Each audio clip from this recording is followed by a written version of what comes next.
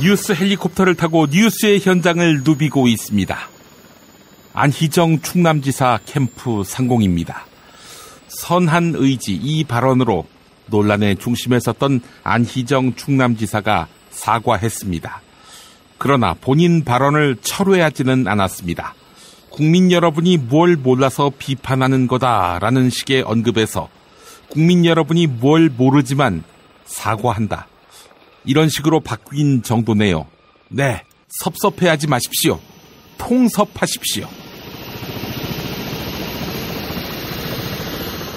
우병우 전 청와대 민정수석이 영장실질심사를 어제 받았습니다. 지금 이 시각 우병우가 구속됐을까요? 아니면은 구속영장이 기각됐을까요? 기자들이 실질심사를 받으러 나오는 우병우에게 최순실을 여전히 모르느냐 이렇게 물어보니까 예, 모릅니다 라고 답했습니다. 최순실을 모르다니. 박관천도 아는 최순실을. 네, 이런 이야기가 쏟아집니다. 또 본인의 장모도 알고 본인 장모의 골프장도 드나든 최순실인데 또 최순실 비리를 감추려고 개헌 바람잡이를 했다는 이야기도 나오는데 모른다고? 아, 혹시 개명한 이름 최서원을 아느냐 이렇게 안 물어봐서 모른다고 한 걸까요? 국민의당이 사드 배치 반대 당론을 재검토했지만 결론을 내리지 못하고 계속 논의하기로 했습니다. 앞서 안철수 의원 등이 구상했던 사드 반대 당론 철회는 무산된 셈입니다. 안철수 의원, 김정남이 죽으니까 사드 반대 입장을 뒤집었습니다. 사드가 있었다면 김정남이 안 죽었을까요? 또 김정남이 살아있었다면 사드가 불필요했을까요? 요란하게 제일 먼저 사드 반대 캠프를 차리더니 이번에도 여지없이 철수하는 모양입니다. 광고 들은 뒤 뉴스는 현장이다에서 뵙겠습니다.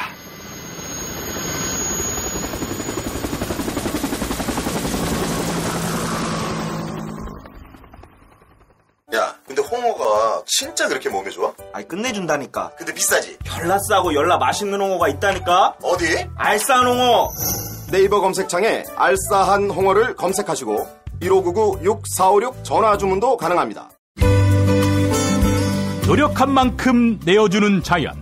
그 자연의 마음을 알기에 정성농장 홍삼. 검색창에서 정성농장 홍삼을 검색해주세요. 010-9754-6972. 다이어트 해야 하는데 좀 간단한 방법 없을까? 다이어트 전용 그린 스무디로 하루 한두 끼만 맛있게 바꿔 드시면 끝! 1522-6648 또는 비타샵을 검색해주세요. 자, 광고주와 만나는 아주 신나는 시간입니다. 자, 비타샵의 오은석 대표 만나겠습니다. 오 대표님. 네, 안녕하세요. 네, 너무나 신나하십니다, 우리 애청자분들이. 감사합니다. 예. 네. 자, 우리 비타샵의 대표 상품, 다이어트에 상당한 도움이 되는 무슨 스무디지요? 그린 스무디 다이어트입니다. 아, 그린 스무디 다이어트. 네. 이거를 먹으면 살이 빠진다. 이거는 거짓말이죠? 네. 반은 맞고 반은 틀렸다고 할 수 있겠습니다.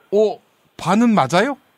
네. 뭐 운동을 병행해야 한다든지, 네. 뭐 음식 양을 좀 줄여야 한다든지, 뭐 네. 그래야 되는 거 아닙니까? 네. 다 맞는 말씀이고요. 예. 전에도 말씀을 드렸듯이 예. 그린 스무디라는 것이 예. 칼로리는 적절하지만 예. 우리가 꼭 필요한 예. 단백질이라든지 비타민, 미네랄, 식이섬유 같은 건 굉장히 풍부하기 때문에 예. 아주 든든하고 그리고 식사 욕구도 좀 줄어들면서 그리고 다이어트 시 혹시라도 줄 수 있는 근육을 지켜주는 역할도 하는 그런 스무디거든요. 예. 그러므로 당연하게 이거를 하루 한두 끼 바꿔 드시면 아주 그렇게 힘들지 않게 식이요법을 하는데 도움을 준다고 할 수 있습니다. 아, 그렇군요. 네. 그렇다고 이제 이걸 의존해가지고 만약에 이제 술을 뭐 많이 드신다든지 일반 식사를 지나치게 과식을 한다든지 또 어떤 태도의 변화, 생활의 변화 없이 간식도 마음껏 먹는다든지 이런 식으로 한다는 거는 또 좋지는 않겠죠. 예. 네, 맞습니다. 그래서 건강한 다이어트와 함께 활용을 하시면 더욱 시너지를 발휘할 수 있는 제품이라고 할 수 있겠습니다. 야, 이 시간에 항상 다이어트와 관련한 이야기를 해주시기로 하셨는데 오늘 어떤 얘기 할까요? 그래서 많은 고민을 해봤는데요. 지난번에는 제가 이제 꼭 필요한 운동, 다이어트 시 올 수 있는 근손실을 막기 위한 최소한의 운동 3가지를 말씀을 드렸습니다. 근손실. 네, 근육이 손실되는 부분. 예를 들면 깁스를 하고 있으면, 예를 들면 다리에 깁스를 하고 있으면 근육이 줄어들어서 다리가 가늘어지잖아요. 그죠? 예. 그렇듯이 운동을 안 하고 다이어트를 하면 당연하게 근손실이 올 수밖에 없습니다. 그래서 지난번에는 제가 3가지 운동, 뭐 코어 운동과 하체 운동, 그리고 효과적으로 유산소 운동을 하는 방법에 대해서 말씀을 드렸고요. 예. 이 자료가 필요하시면 비타샵에 오시면 저희가 다운받을 수 있게 해드리겠습니다. 예. 네, 그리고 오늘은 식이와 관련된 팁을 하나 드릴까 하는데요. 식이, 먹는 거. 식이요법. 네, 예. 저희 비타샵 그린 스무디를 집에서 직접 만들어 드시는 그런 방법을 알려드리겠습니다. 예. 약간의 번거로움이 있겠죠. 예. 뭐 믹서기도 있어야 될 거고, 그죠? 네. 물론 불편하시면 저희 걸 이용해 주시면 좋겠습니다. 네. 저 같은 경우는 실제로 이렇게 하고 있습니다. 예. 인터넷에 검색을 하면 요즘 보면 유기농 케일이라든지 유기농 쌈야채가 매우 저렴하게 구입을 할 수 있어요. 예. 그거를 일단 택배를 시킵니다. 그리고 뭐 냉동 과일이라든지 이런 것도 좀 택배를 시킵니다. 요즘 뭐 딸기가 제철이므로 신선한 딸기를 저는 쓰기도 하죠. 예. 그리고 바나나도 준비를 합니다. 그래가지고 이 그린 스무디를 만드는 방법은 아주 간단한데요. 바로 이 채소하고 바나나 한 반 개나 1개, 그리고 딸기 같은 걸 조금 섞으면 일반적인 그린 스무디가 됩니다. 거기에 물을 좀 부어서 믹서기로 돌려버리면 되는 것이죠. 예. 근데 우리에게 필요한 거는 다이어트 전용 그린 스무디 아닙니까? 예. 이 상태로는 단백질이 부족하기 때문에 이걸 꾸준히 먹으면 근손실이 올 수도 있습니다. 그러므로 여기에 단백질을 한 스푼 정도를 넣어주시면 그게 다이어트 전용 그린 스무디가 되는 것이죠. 예, 단백질. 우유를 이용하셔도 되고 아몬드라든지 이런 견과류 같은 걸 함께 갈아 넣어서 드시면 어느 정도는 보충이 된다고 할 수 있겠습니다. 예. 네, 그래서 그걸 좀 추천드리고 드시는 시간은 점심에 과식을 했을 때 저녁을 그걸로 먹는다든지 혹은 전날 저녁에 회식을 했을 때 다음날 아침을 냉장고에서 채소하고 바나나하고 아까지 단백질 같은 거 좀 꺼내가지고 같이 물을 넣어서 혹은 우유를 넣어서 갈아 드시면 체중이 늘 일이 없겠습니다. 그래서 오늘은 이 정도 식이요법을 추천드리겠습니다. 예. 자, 이렇게 뭐 매뉴얼대로 하면 참 좋을 텐데 매뉴얼대로 살기가 참 쉽지 않은 그런 상황입니다. 제가 맞습니다. 미션 하나 드리겠습니다. 다음 주에는 전날 저녁에 거하게 회식을 했습니다. 술, 고기를 그야말로 처먹었어요. 네. 그 이튿날은 어떻게 식이를 해야 되는지 그거 한번 좀 준비해 주시겠습니까? 네, 이미 답을 가지고 있습니다. 완소법이라고 제가 항상 말씀드리는 방법이 있는데요. 다음 주에 재밌게 다시 한번 준비를 하겠습니다. 예, 고맙습니다. 오은석 대표님. 네, 감사합니다. 허리가 아파요. 아랫배가 나와요. 골반이 바로 서야 건강도 아름다움도 바로 섭니다. 바디로직을 입으세요. 토크밴드의 입체적인 탄력이 틀어진 골반을 바로잡습니다. 간편하고 확실한 골반 교정 타이즈 바디로직. 조선에 딸로서 잘하는 죄밖에 없는데. 남북 통일 만세! 새날이 올 때가 불리한 진술을 거부할 수 있습니다. 김무성 나와! 이런 민주주의를 안 할 새끼야!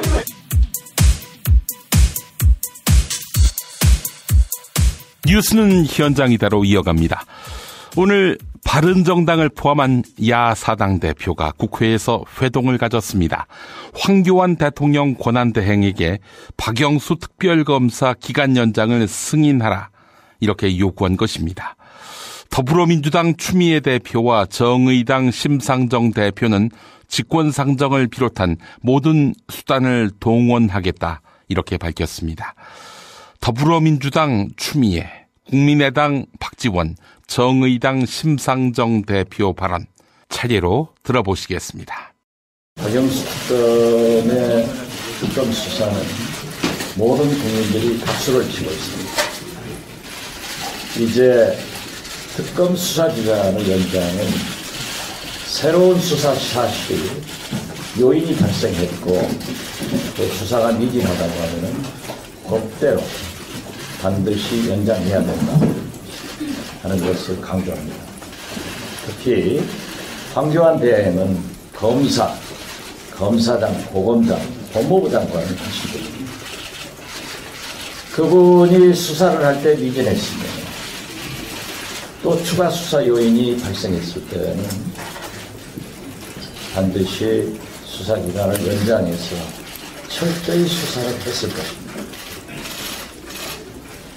이러한 새로운 사실과 수사가 미진한 그러한 사유로 인해서 특검이 수사기간 연장을 대행께 요구했다고 하면 반드시 즉각 황교안 대행은 연장 승인을 해줘야 됩니다. 만약 황교안 대행이 이러한 것을 미적거리고 또 승인하지 않을 경우에는 황교안 대행의 과거 검사 재직을 부인하는 거기 때문에 우리는 다시 한번 오늘 사야당 대표들이 당연한 특검 수사기간 연장을 황교안 대행 승인을 촉구하는 의미에서 모였습니다. 특검 연장은 국민 80%가 바라는 바입니다. 그래서 국회에서도 자유당은 마음대로 국민을 무시하고 당론으로 특검 연장 안 된다라고 했지만 5개의 정당 중에 4개 정당은 국민 뜻과 똑같이 우리 정당의 80%가 국민 의사와 일치되게 특검 연장을 바라고 있는 이 자리입니다. 그래서 정병국 대표님 오신 것을 환영합니다. 악수 한번 다시.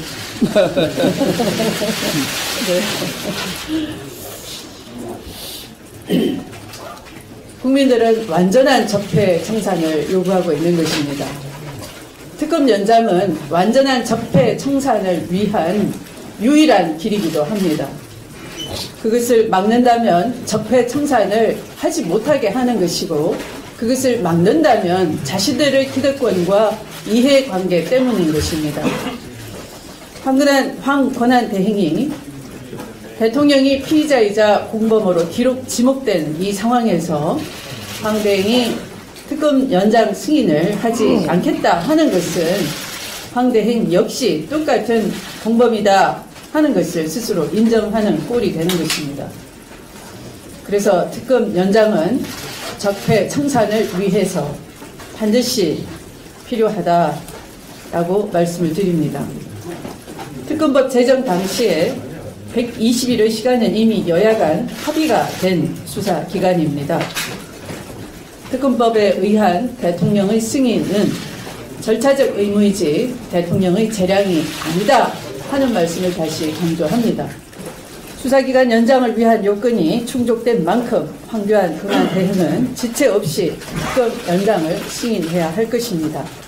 야사당은 특검 연장과 조기 탄핵을 위해 다시 한번 강력한 공조의 힘을 발휘할 때입니다. 직권상정을 비롯해서 모든 수단을 동원해 적폐 청산과 부정부패 청산이라는 시대적 과제를 반드시 완수해 나갈 것입니다.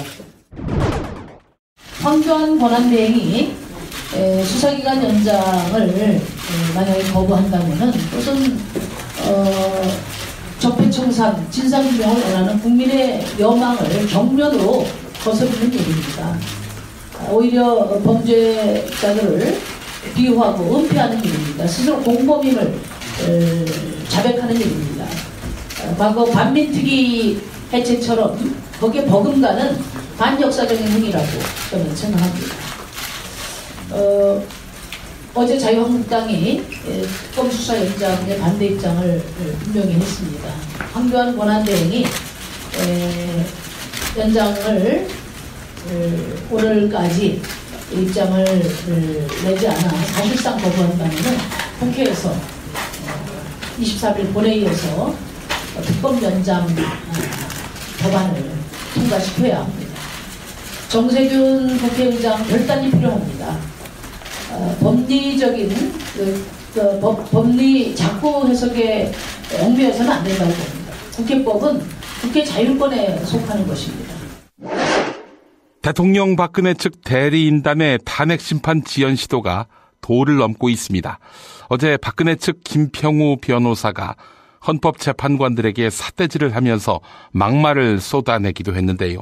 이에 대해 야당은 박근혜 측 대리인단을 비판하며 헌법재판소가 이번 주 안으로 변론을 마쳐야 한다, 이렇게 밝혔습니다. 오늘 국회에서 있었던 더불어민주당 박경미 의원, 국민의당 양승필 대변인의 발언 차례로 들어보시겠습니다.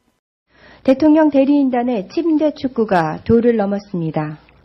서석구 변호사의 태극기 퍼포먼스에 이어 어제는 김평우 변호사가 당뇨병을 핑계로 법정에서 밥을 찾았습니다. 축구 경기에서 시간을 지연시키기 위한 침대 축구는 인지상정일 수 있지만 현직 대통령 탄핵 심판이라는 엄중한 사안을 다루는 헌재 심판정에서 노골적으로 재현되고 있는 대통령 측 대리인단의 비신사적인 반칙 행위에 헛웃음이 나옵니다. 다행스러운 것은 헌재가 이에 휘둘리지 않고 그때그때 옐로카드와 레드카드를 꺼내든다는 점입니다. 더 이상의 침대 축구는 안 됩니다.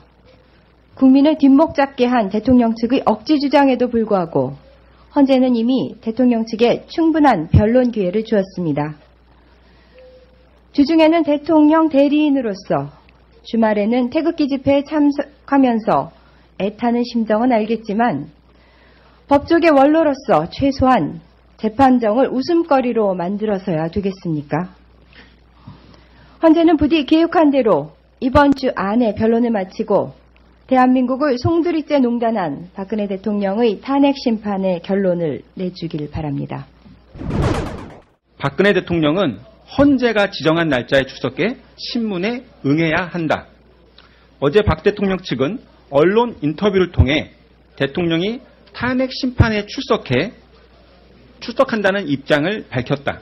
물론 탄핵 결정이 내려지기 전에 대통령은 재판정에 나와야 한다. 그러나 박근혜 대통령은 본인 입으로 응하겠다고 약속했던 검찰 수사도, 특검 수사도 온갖 핑계를 대며 거부했다. 헌재 심판에서도 무더기 증인 신청, 사건과 관련 없는 지역적인 문제 제기 등 온갖 구차한 방법으로 시간만 지연시켜왔다.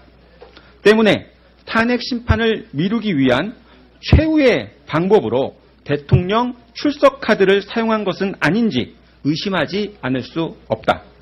그리고 어제 열린 탄핵 심판 15차 변론에서 헌재는 박근혜 대통령의 출석 여부를 22일까지 확정하라고 시한을 정했다.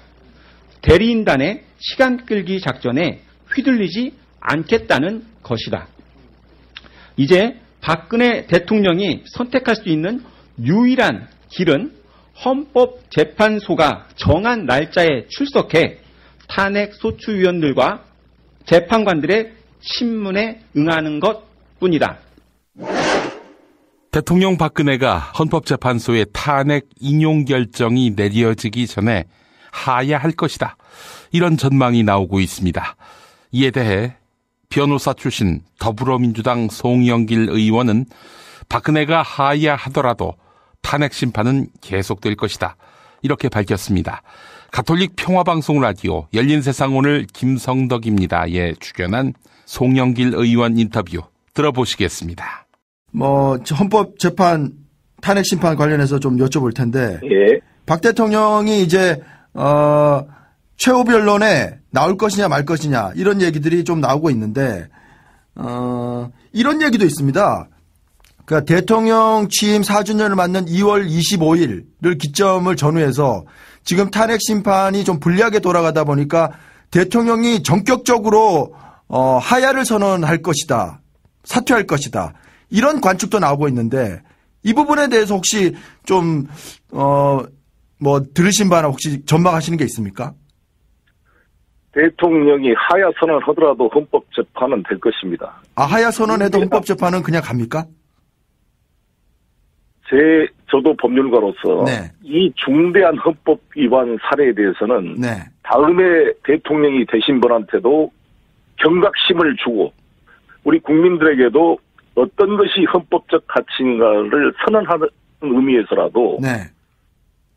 대통령이 하야하더라도 헌법재판 결정은 이루어질 것이다 이렇게 생각을 합니다.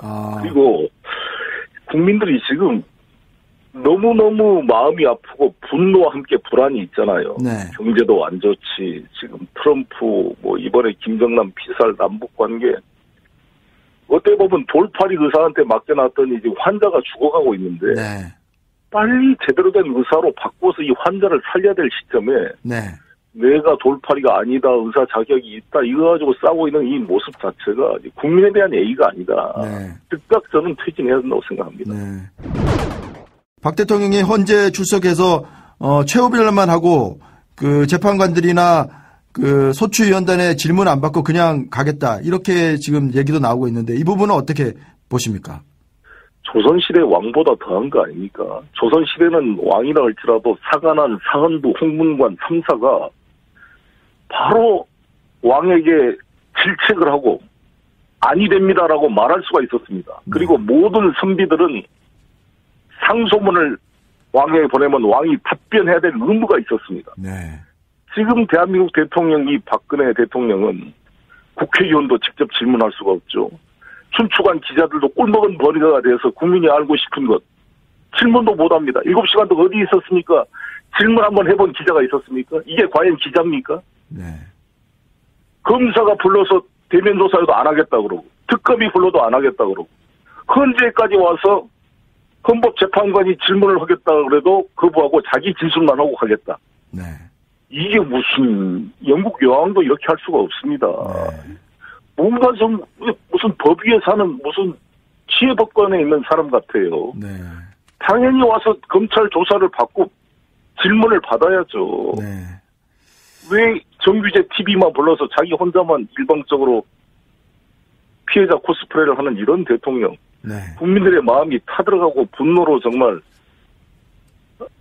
너무 안타까워요. 네. 그래서 네. 그것을 하기 위해서 또 이 헌법재판소를 연기한다? 저는 단호하게 결정하는 이정미 헌법재판관 소장 대행에게 국민들이 박수를 보내고 있다고 생각합니다. 네. 더불어민주당 박주민 의원은 대통령 박근혜가 탄핵 심판에 출석할 가능성은 낮다 이렇게 예상했는데요. 또한 수요일 탄핵 심판 최종 변론일이 확정될 것이다 이렇게 예상했습니다. CBS 라디오 시사자키 정관용입니다에 출연한 박주민 의원 인터뷰 들어보시겠습니다. 대통령이 출석해서 일방적으로 자신의 입장만 표명하느냐 아니면 재판관들의 질문, 신문을 받느냐가 관건이었는데 네. 질문할 수 있다는 식으로 했다고요? 예, 맞습니다. 오늘 그 대통령 측에서는 사실은 그 부분을 가장 중요하게 물고 늘어졌습니다. 예. 근데 이제 헌재 입장은 법에 따라서 당연히 신문할 수 있다라고 못을 박았고요. 예. 그리고 나니까 이제 대통령 측에서는 그 답변, 헌재에 신문할 수 있다는 답변을 가지고 대통령 측과 출석 여부를 조율하겠다라고 이제 하게 된 것입니다. 대통령 측은 왜 이 신문을 거부하는 겁니까? 아무래도 나와서 대통령이 본인의 입장만 쭉 이야기할 경우에는 굉장히 편하게 진행이 될 수 있는데 신문을 받게 된다면 여러 가지 준비를 해야 되고 또 그 과정에서 잘못된 말을 하거나 또는 의도치 않은 말을 하거나 또는 소송 전략에 위배되는 말을 할 경우에는 전체적으로 재판에 큰 영향을 미칠 수 있기 때문에 예. 아마 그런 것들을 좀 두려워하는 것 아닌가 생각합니다. 대통령이 재판관으로부터 직접 신문까지 받을 수 있는 상황을 전제로 해서도 출석할까요? 사실 그 가능성은 매우 낮다고 보는 게 맞을 것 같습니다. 그 이유는 두 가지인데요. 하나는 원래 이제 대통령 출석 여부를 저울질해왔던 이유 중에 핵심적인 것은 절차 지연 효과였던 것으로 보여지는데, 그렇죠. 지금 재판관이 절차 지연을 그 전략에 따라서 실제로 절차를 늦춰줄 것인지 예. 이 여부가 좀 명확하지 않고 설사 늦춰준다 하더라도 그렇게 많이 늦춰질 것 같지 않은 분위기거든요. 예. 그러니까 이제 첫 번째 목적이 좀 달성되기 어려운 상황인데, 예. 반면에 출석을 해서 신문을 받아야 되면, 네. 아까 말씀드렸던 그런 리스크가 있습니다. 예. 그래서 이제 이 두 가지를 조화롭게 이제 생각을 해보면, 얻는 것은 적고 잃는 것은 많을 수가 있다는 판단을 하게 될 것 같아요. 네네. 그래서 아마 출석 가능성이 좀 낮아지지 않나 이렇게 보고 있습니다. 그래서 22일 내일 모레까지는 대통령 출석 여부에 아무튼 결론을 내려라라고 요구한 것이고요. 예, 맞습니다. 22일 날 만약 대통령은 이래서 출석 안 하기로 했다라고 하면 그냥 24일 최종 변론으로 가는 거죠? 예, 맞습니다. 예. 마지막 그걸 좀 지켜봐야 되겠고, 뿐 아니라 대통령 측은 고영태 증인 신청, 또 고영태 녹음 파일 수천 개, 계속 그걸 요구했는데 다 거부당했다면서요? 예, 맞습니다. 지금 고영태가 꼭 출석을 해야 된다라고 해서 고영태에 대해서 다시 한번 증인 신청을 했는데, 이미 세 차례 그 증인으로 채택해서 기일을 지정했고, 소환을 하기 위한 여러 노력을 기울였는데 안 됐다. 그런데 다시 한번 하는 것은 무의미하다. 그리고 이미 다른 증거들이 충분히 나와 있기 때문에 예. 굳이 그럴 필요도 없다라는 게 재판부의 입장이었습니다. 예, 이건 번복의 여지도 없는 거죠, 그러니까? 예, 오늘 확실하게 못을 박았다고 보시면 될 것 같습니다. 네. 무소속 윤종호 의원 그리고 김종훈 의원 국회 농성에 들어갔습니다. 세월호 특별법과 백남기 농민 특검법의 개혁 입법 그리고 현 특검 연장을 촉구하기 위해서인데요. 각 정당과 대선 주자들에게 입법 처리를 요구했습니다. 무소속 윤종호 의원 그리고 김종훈 의원의 기자회견 내용 들어보시겠습니다. 박근혜 정권 적폐 청산, 개혁 입법 촉구, 특검 연장, 2.1국회 처리가 촛불 시민들의 명령입니다. 1,000만이 넘는 촛불 시민들이 작년 10월부터 해를 넘기며 박근혜 대통령 퇴진을 요구하고 계십니다. 전대미문의 국정농단 게이트와 헌정윤리를 지켜본 국민들은 탄핵과 책임자 처벌을 넘어 누적된 적폐 청산과 사회 대개혁을 명령하고 있습니다. 시민보다 자본과 권력을 강화하는 현재의 사회 구조로는 진정한 민주주의도 해존순으로 대변되는 극단적인 차별도 특권과 비리가 판치는 양극화도 극복하기 불가능하다는 사실을 너무나 잘 알고 계시기 때문입니다. 넉 달이 넘도록 날선 겨울바람을 맞으며 길거리에서 촛불을 밝혀온 국민들은 간절하게 사회 변화를 요구하고 계시지만 아직은 갈 길이 멀어 보입니다. 국회가 대통령 탄핵안을 압도적으로 가결하고 특검을 도입해 국정농단과 헌정유린을 자행한 범죄자들을 처벌하는 물꼬를 튼 것은 사실입니다. 국민이 명령한 사회구조 개혁은 여전히 진전된 바가 없습니다. 세월호 특별법 연장, 고위공직 비리수사처 신설 등 상식적인 법조차 처리되지 못했습니다. 이대로 가면 개혁과제를 시작조차 못한 채 대선에 돌입하고 자기 정부가 시급한 개혁과제들을 처리한다는 보장도 없는 것입니다. 과연 이런 모습이 압도적 국민들이 명령한 적폐 청산에 국회와 정당, 대선 주자들이 제대로 하답했는지 묻지 않을 수 없습니다. 적폐 청산을 목표로 소집된 1월 국회를 돌아보십시오. 현 상태로는 2월 국회 역시 최소한의 개혁입법을 통과시킬 수 있을지 불투명합니다. 아무런 성과 없이 국회가 끝난다면 수천만 민심은 큰 좌절과 함께 행정부를 견제하는 입법부의 기능에 분노할 수밖에 없습니다. 2월 국회는 촛불 민심과 각계 노동 시민사회가 요구해온 6대 긴급 현안인 세월호 진상규명 특별법, 백남기 농민 특검, 사드 한국 배치 중단, 국정교과서 폐기, 성과 퇴출제 중단, 언론 장악 금지법과 함께 노동개혁, 경제민주화 과제인 최저임금법 개정, 생명안전업무 외주화 금지, 재벌개혁 경제민주화법 처리는 반드시 이루어져야 할 과제입니다. 특검기간 연장도 반드시 해야 합니다. 황교안 대행이 수용하지 않는다면 국회가 연장을 의결해야 할 것입니다. 이것이야말로 국민의 최소한의 요구이자 간절한 바람이기 때문입니다. 시민들의 준엄한 명령에 따라 저 윤종호 의원과 김종훈 의원은 절박한 심정으로 오늘부터 적폐청산과 시급한 개혁 입법 통과를 촉구하는 농성에 돌입하기로 결심했습니다. 정당 지도부와 대선 주자들은 그동안 적폐청산과 사회개혁을 약속해 왔습니다. 하지만 실제 추진은 대선 이후로 미루는 모양새입니다. 지금의 현실은 그렇지 않습니다. 2월 국회에서 적폐청산과 개혁입법이 처리될 수 있게 힘을 쏟는 정당, 대선 주자들이 국민의 선택을 받을 것이라는 사실을 잊지 마시길 바랍니다. 불가피하게 농성을 하는 무소속 두 의원의 고충을 헤아려 주시기 바랍니다. 2월 국회에서 몇 달간 차디찬 광장에서 우리 촛불 시민들이 명령한 청산 개혁 과제들을 반드시 해결할 수 있도록 함께 힘을 모아 주십시오. 차가운 겨울 길바닥이 뜨거운 용광로가 될 수 있게 뜻을 모아 주시기를 당부드립니다. 야, 김창회, 이 새끼 어디 갔어? 이병 김창호. 야, 너 임마 저번에 애니메이션 보라고 존만인가 그거 가르쳐줘서 내가 다 찾아봤는데 안 나오던데 사기를 쳐? 아유, 정병장님, 존만이가 아니라 존바라라고요. 좀비 할 때 좀, 바보 할 때 바. 존바라라고? 예, 존바라요. 벌써 다들 재밌다고 난린데. 아이씨, 나만 못 봤잖아. 괜찮아요. 존바라 TV 구독만 해두면 올라올 때마다 알려주거든요. 그래? 완전 짱이네. 뭐 어떻게 하라고? 유튜브에 존바라 TV 구독이요, 구독. 야, 그건 또 얼마냐? 공짜예요. 와씨, 야, 그럼 구독 안 하면 완전히. 왜 말하다 마세요? 아, 저번에 X이라 그래서 욕먹었어. 또 했네. 정권교체를 함께 염원하는 직원들로 똘똘 뭉친 판촉물회사 네피알로 삼행시 갑니다. 내가 아는 사업이나 행사를 PR하기 위한 알짜배기 판촉물 회사. 선물, 기념품, 답례품을 구하신다면 우리 편 회사 네피알을 찾아주세요. 3만 가지가 넘는 물품을 대기해 놓고 있습니다. 네피알로 인터넷 검색창에 입력하시거나 032-519-4800으로 연락주세요.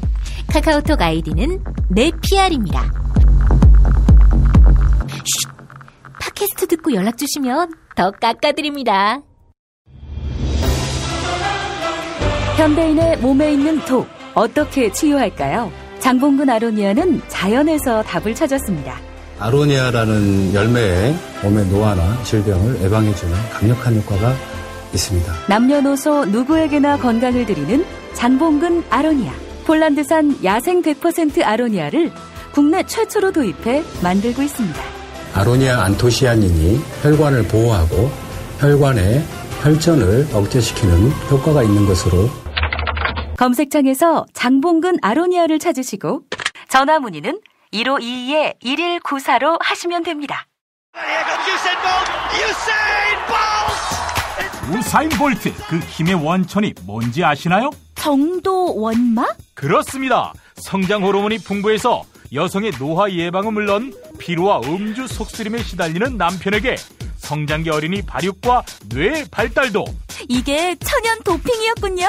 한강 일대에서 농장직인 농민 이정도가 직접 재배했습니다. 이정도가 만든 정도 원마. 네이버 검색창에 정도 원마로 검색해 주시고요. 전화 080-777-6776 080-777-6776. 피 튀기며 박학다식을 뽐내는 퀴즈, 피박 퀴즈. 네, 이번 주도 인과 창 나오셨습니다. 안녕하십니까. 여러분의 귀염둥이 창 인사드립니다. 안녕하세요. 여러분의 재롱둥이 인사드린다고 봐요. 연세에 걸맞지 않게 귀염둥이, 재롱둥이가 뭡니까? 그 대전환의 시대, 21세기 지성다운 표현인데, 하여간 20세기에 머무는 지성이 뭘 알겠냐마는, 지금 지성이라고 했습니까? 건성의 반대말 지성? 창 선배님, 아재 개그 그만하세요. 애들이 시겁해요. 그럴까? 근데 강남대 나와서도 지성 소리를 듣나? 제가 말을 잘못했군요. 취소! 지성이라고도 말할 가치조차 없는 새끼라고 봐요. 저 똥보 말이에요. 시작부터 지랄이십니까? 자, 그리고 창님, 방금 인님이 창님에게 창 선배님이라고 했는데 이젠 후배로 받아주시는 겁니까? 아이고, 내가 그냥 넘어갔구만. 응? 한마디로 족가는 소리지. 어이 형씨, 어떻게 나한테 선배라고 하나? 나는 댁 같은 후배를 둔 적이 없다고. 그 인생 선배라고 했어요. 누가 학교 선배래요? 그 출신 학교에 따라서 인간의 격이 다른데, 이것 봐 형씨, 당신은 나이만 많으면 무조건 선배인가? 오. 나는 반댈세. 시작부터 학교 얘기 또. 아이고 진짜 짜증나지 않으세요? 어이 씨발. 아니 학벌이 내 인생의 존재의 이유인데 그게 왜 짜증이 나나? 그 괜히 후진학교 나온 거 감추고 싶어서 그런 모양인데 앞으로 내 파트너로 격에 맞는 사람을 붙여줘. 외대 출신 말고.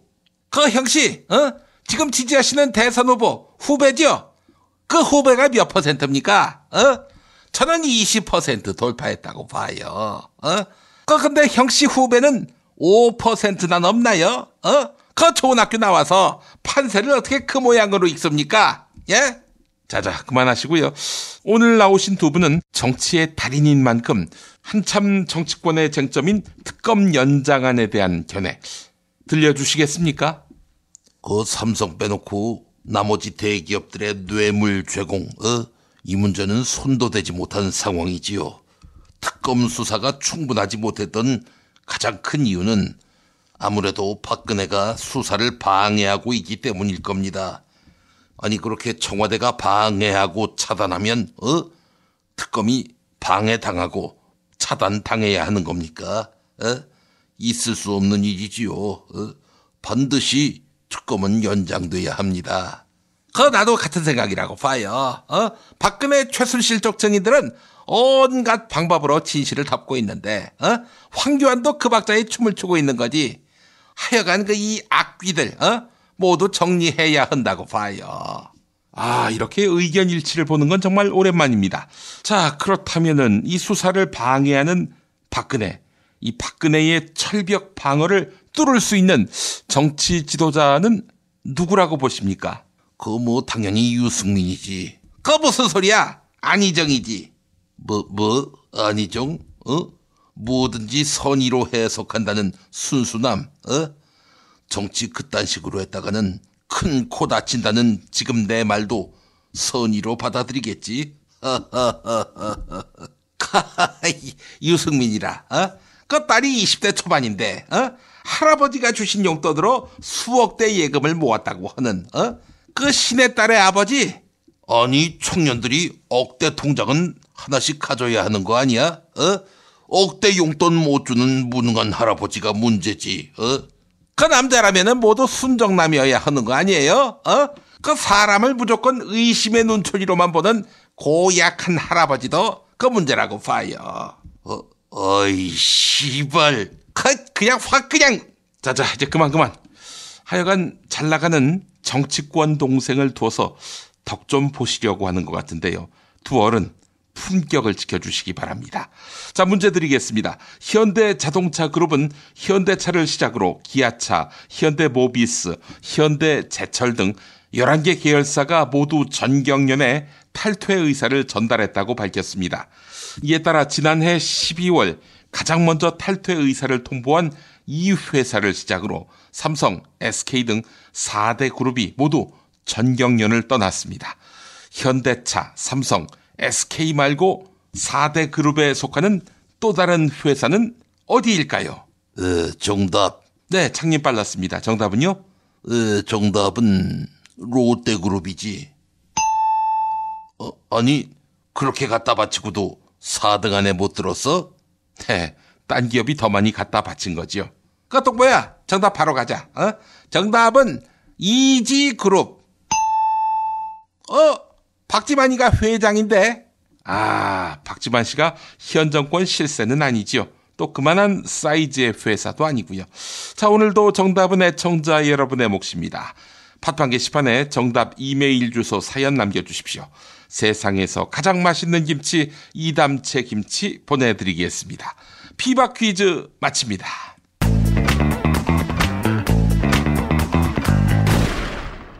김구의 이름으로 자주 동네를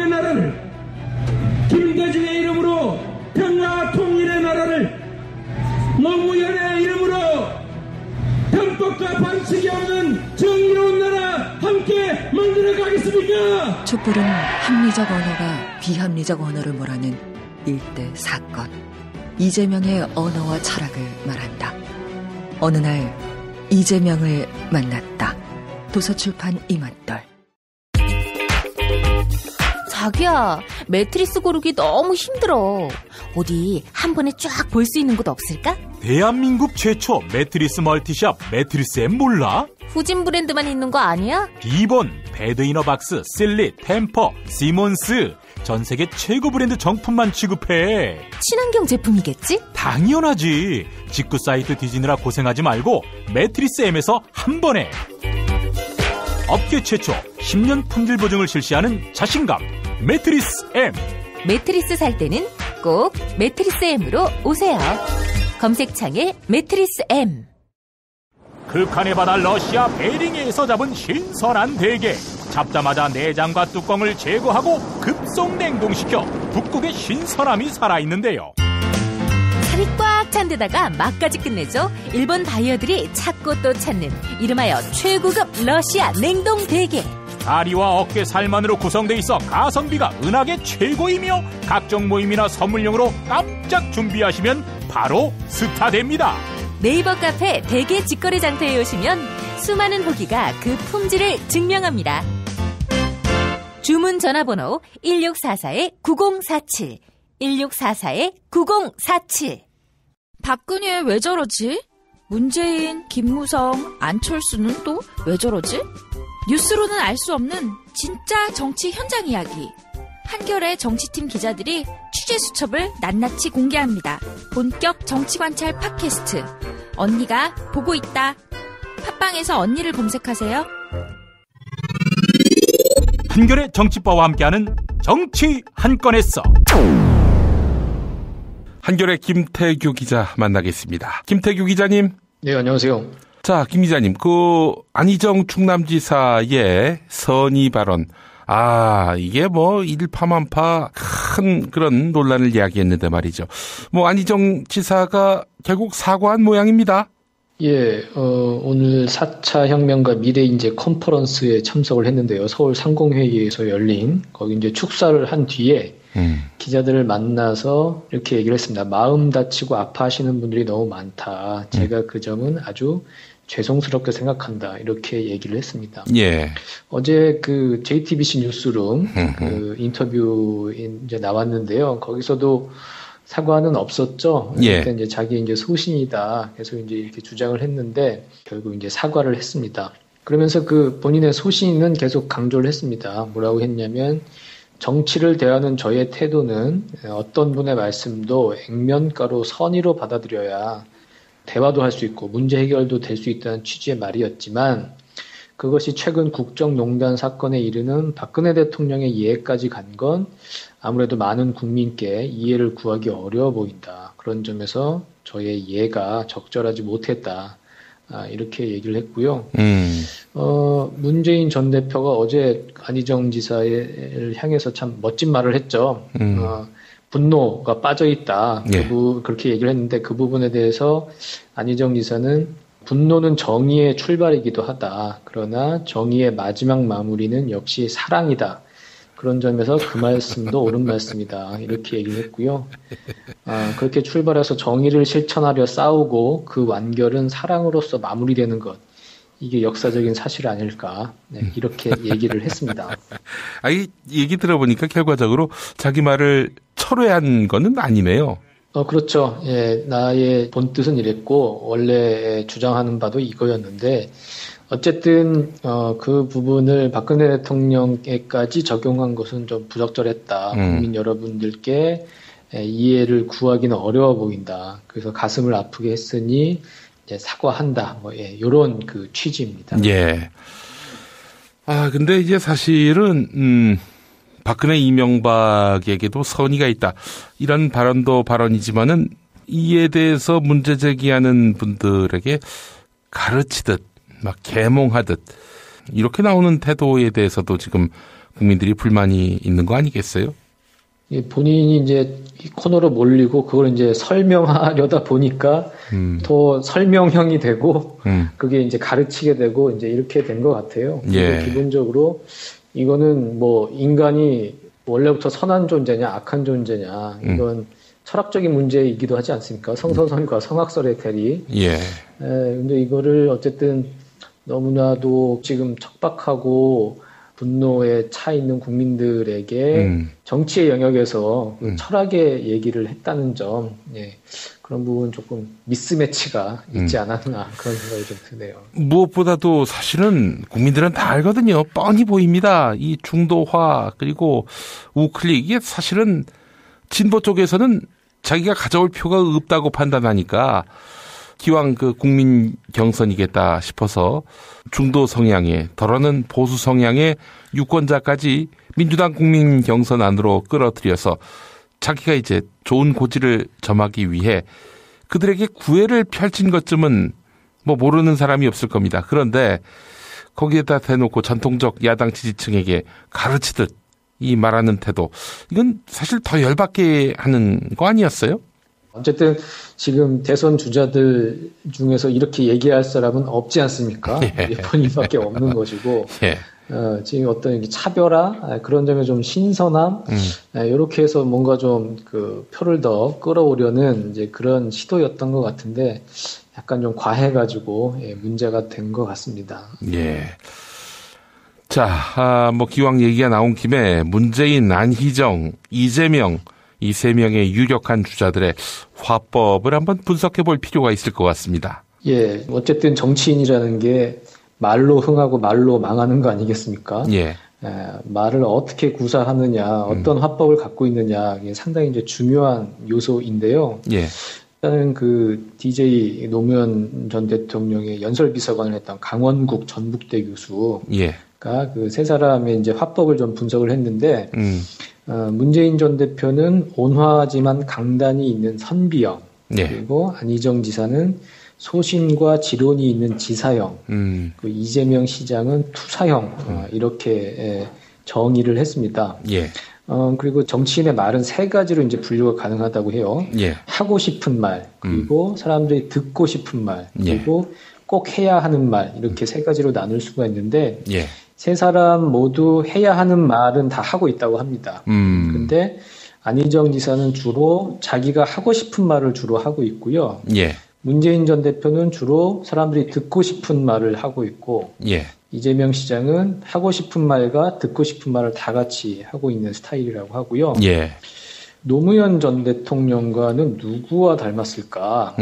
강원국 교수는 문재인보다는 안희정이 노무현 전 대통령과 닮았다, 이렇게 분석을 했습니다. 예. 그러니까 노무현 대통령도 재임 시절에 사실은 지지율 같은 걸 생각하지 않고 자기가 이제 손해 볼 수 있는데도 하고 싶은 말 다 했잖아요. 예를 들어 대연정 발언도 그렇고, 그리고 그 민주평통자문회의에서 그 전작권 문제를 가지고 그 예비역 장성들 앞에 두고 정말로 신랄하게 이제 비판을 하지 않았습니까? 예. 이런 게 하고 싶은 말이라면 지지율 같은 거 생각하지 않고 그냥 일단 얘기하는 그런 스타일, 그거는 노무현과 안희정이 닮았다, 이렇게 보았고. 아니 근데 지지율 때문에 우클릭 중도 발언한 거 아니에요? 난 그렇게 보이던데. 예, 그렇게도 보이는데 어쨌든 이 지금의 어떤 자신들 가치 있는 그 전통적 지지층, 거기서는 논란이 될 만한 발언임에도 불구하고 본인 말대로 이게 정말 본인의 철학이 이제 소신일 수 있으니까요. 그 어떤 수위 같은 걸 이제 조절을 안 한다는 측면에서는 노무현 대통령과 이제 유사점이 좀 있다는 거죠. 예. 그리고 그러면 문재인 전 대표는 오히려 노무현보다는 DJ를 닮았다, 이렇게 분석을 했습니다. 그러니까 노무현 대통령이 어쨌든 하고 싶은 말을 함으로 해서 그게 오히려 이제 지지층의 이제 이반, 등을 돌리게 하고 이런 실패를 이제 반면교사로 삼은 게 아니냐, 이렇게 이제 본 거고, DJ 대통령 같은 경우에는 정치인은 국민보다 반부 앞서서 나가야 한다. 너무 빨리 나가면 안 된다. 그게 이제 지론이었죠.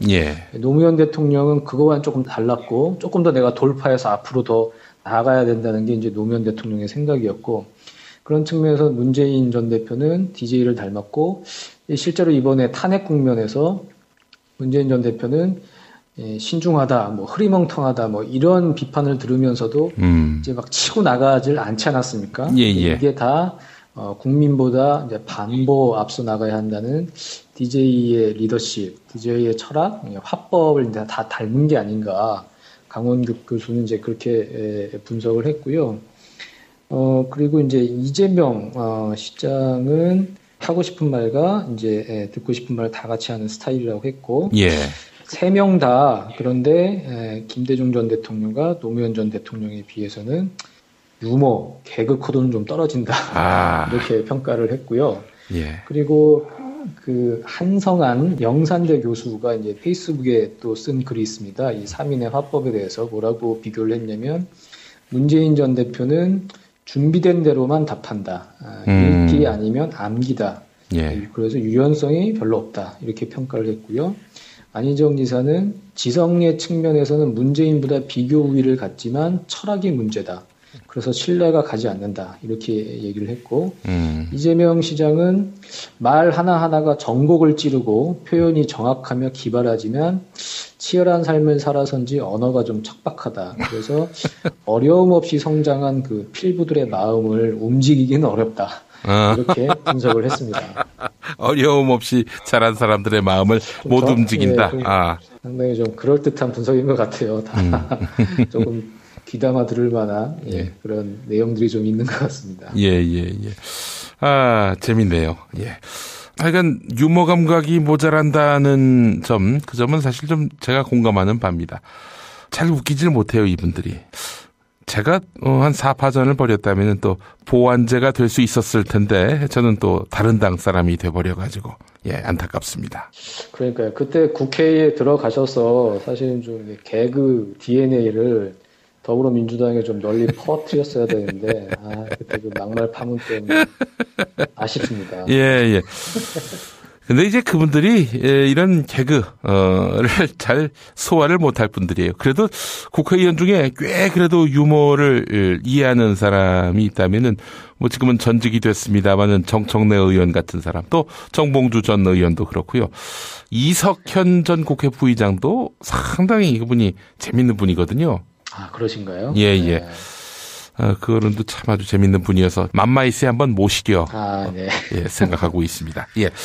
자, 정두원 전 새누리당 의원, 지금 이분이 당적이 없죠? 지금 바른정당에 들어갔다고 봐야 될 것 같은데, 왜냐하면 남경필 지사 캠프의 총괄 본부장을 맡고 있거든요. 그래요? 아마 입당을 한 걸로 알고 있습니다. 아니 전에 그 바른정당을 막 비난하길래 이분 뭐 여기도 안 들어갔구나 싶었는데 그랬군요. 자, 이분이 회고록을 냈나 봐요. 예, 그렇습니다. 그 회고록 이름은 잃어버린 대한민국의 시간이라는 제목이고요. 예. 그 허핑턴 포스트 코리아에 이제 연재했던 내용을 이제 엮어서 한 권의 단행본으로 냈습니다. 그 전에도 이제 비슷한 얘기를 했는데 이런 얘기를 했죠. 그 단재 신채호 선생은 고려시대 묘청의 서경천도 실패를 조선 역사 1000년내 제1대 사건이라고 주장했지만 나는 이번 박근혜 최순실 게이트가 조선 역사 1000년내 제1대 사건이라고 주장한다. 이렇게 썼습니다. 그래서 이거는 앞으로 100년 후, 500년 후, 1000년 후에 각종 영화나 연속극의 소재가 될 것인데 우리는 이 비극의 드라마를 끝이 좋으면 모든 것이 좋다는 희극으로 바꿔야 할 역사적 사명 앞에 놓여 있다. 이렇게 적었고요. 예. 그리고 정두원 전 의원 사실은 MB 정권의 개국 공신 아니겠습니까? 예.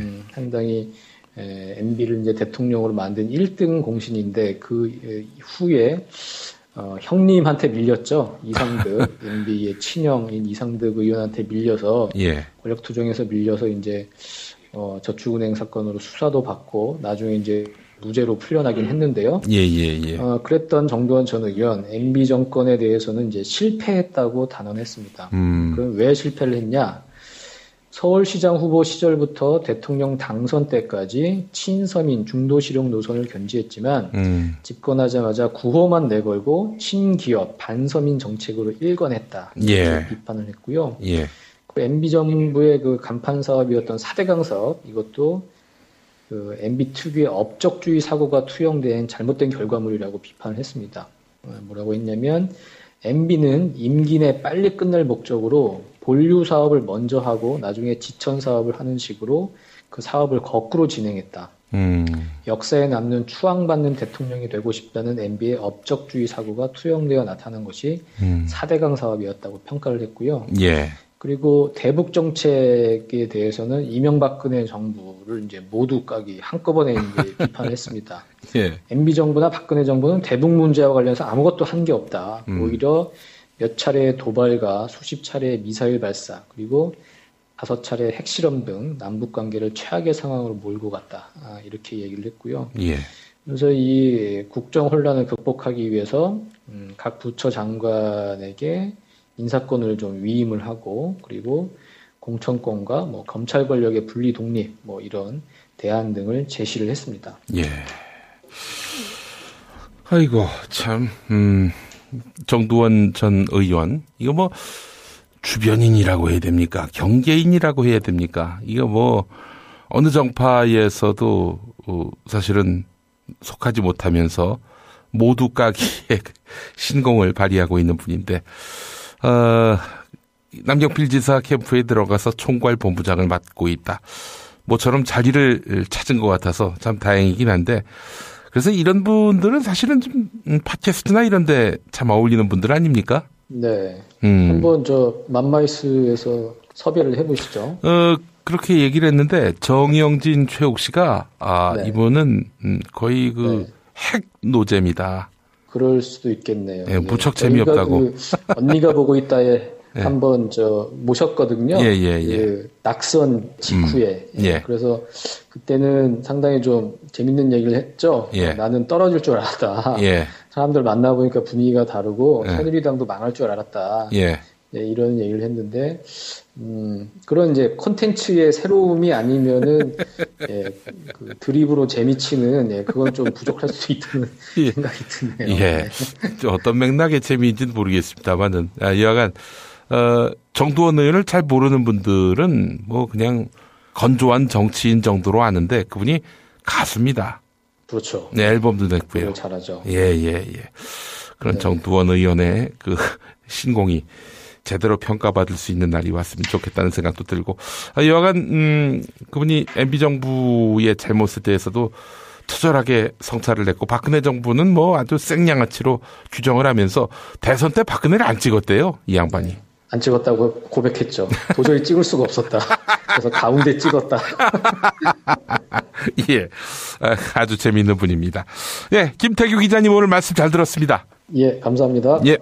두꺼봐 헌집 줄게 직거래다오. 불안한 마음 날려버리고 중개수수료 부담 프리. 웹과 앱에서 두꺼비 세상 만나보세요. 두꺼비 세상. 정말 맛있다. 이 말 한마디면 모든 게 설명됩니다. 30년 전통 자연의 이로움을 담은 김치 이담채 김치. 1544-4586 1544-4586. 술자리 많은 요즘 3차까지 달린 당신을 위한 필수품 전창걸의 새싹 땅콩차. 이제 속쓰림은 잊으세요. 070-8635-1288 070-8635-1288. 닭갈비 이젠 전혀 새로운 맛을 경험하세요. 킹 닭갈비. 일반 맛, 짜장 맛, 파스타 맛까지 11번가 옥션, 지마켓, 스토어팜에서 킹 닭갈비를 검색하세요.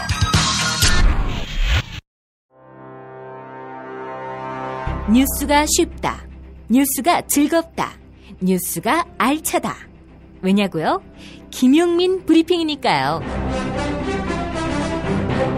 일부에서 주장하는 방송 장악은 그것을 할 의도도 전혀 없고 법적으로도 불가능합니다. 우리 공동체가 꼭 알아야 할 뉴스. 여러분의 뉴스 보좌관 김용민이 챙겨드립니다.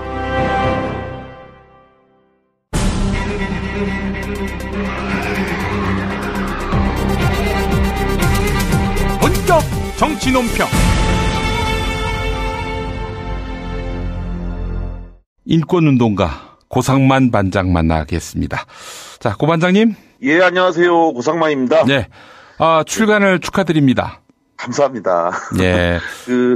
6번째 책인데요. 예. 고상만의 수사반장. 우리 김 PD님께서 직접 장명해 주신 이름이잖아요. 뭐 장명이라고 하긴 부끄럽습니다. 이미 있던 수사반장이기 때문에. 예. 2014년도에 우리 김용민 PD님께서 방송을 좀 국민 라디오에서 좀 같이 하시면 어떻겠냐고 그러면서 미리 장명을 해놨다고 해서 그게 이름이 뭐냐고 그랬더니 고상만의 수사반장이라고 말씀해 주셔서 그렇습니다. 예. 근데 굉장히 잘 지어주셨어요. 그래가지고 그걸로 해서 한 2년간 제가 방송을 해왔는데 그때 당시에 했던 방송을 제가 보니까 총 108개를 했더라고요. 그중에서 많은 분들한테 반응이 뜨거웠던 그 에피소드를 엄선해서 27꼭지를 정리해갔고요. 이번에 고상만의 수사반장이라고 하는 제목으로 3인 출판사에서 책을 냈습니다. 사실은 우리 고상만 반장 같은 자세로 경찰이 또 군이 검찰이 수사한다면은 이 땅에 눈물 짓는 사람들은 없을 거예요. 저는 이제 얼마 전에 제가 얘기했던 전인범 장군 관련한 논란. 이제 이 방송을 통해서도 말씀을 드렸더니 반박하시는 분들이 적지 않았어요. 그건 이제 결국은 이러저러한 사유. 사실은 이제 그분이 물러나지 않았으면 제가 저한테 들어온 제보가 굉장히 많이 있었어요. 그 중에는 굉장히 국방부 장관 만약에 인사청문회였다면 도저히 통과하기 어려울 지경에 놀랍고 새로운 제보들 또 육사 동기생들 중심으로 해서 또 들어온 제보라 상당히 신빙성 있는 여러 제보가 있었는데 일찌감치 그만두셔갖고 제가 그 이야기를 전하지 않았는데 그렇게 전하지 않은 상태로 끝나서 뭐 다행이라고 할 수도 있겠고 또 앞으로 또 어떤 일이 벌어질지 모르니까 잘 챙겨놓고 있는데요. 그런데 이제 그때 당시에 이 전인범 장군과 관련한 이야기를 언급하니까 트위터에서 한 200분 정도가 빠지시더라고요. 그랬어요? 빠진 건 처음이었어요. 여태까지 늘 만나다가 갑자기 트위터에 친구들이 백도한 걸 처음 봤는데 이게 저는 이제 우리가 누군가를 지지하거나 응원하면 그 학생운동 할 때도 그랬고요. 조국을 사랑하기 때문에 비판했고 학교를 진짜 사랑하기 때문에 비판했던 건데 우리가 진짜 누군가를 진짜 사랑하고 아낀다면 그가 올바른 길로 갈 수 있도록 우리가 충고하고 조언해줘야 되지 않나. 그런데 이제 그런 측면에서 이 문제를 지적했더니 이제 상당히 서운해하는 분들이 여러 분 계셨는데 그러면서 이제 한 분 중에서 이런 이야기를 하더라고요. 전인범 장군이 사병들을 위해서 얼마나 열심히 잘했고 또 뭐 참군인으로서 뭐 역할을 많이 하셨다 이렇게 얘기하는데요. 저는 진짜 그 생각합니다. 저 말고도 정말 이 나라에 제대로 된 국방부 장관 후보감들 엄청 많이 있어요.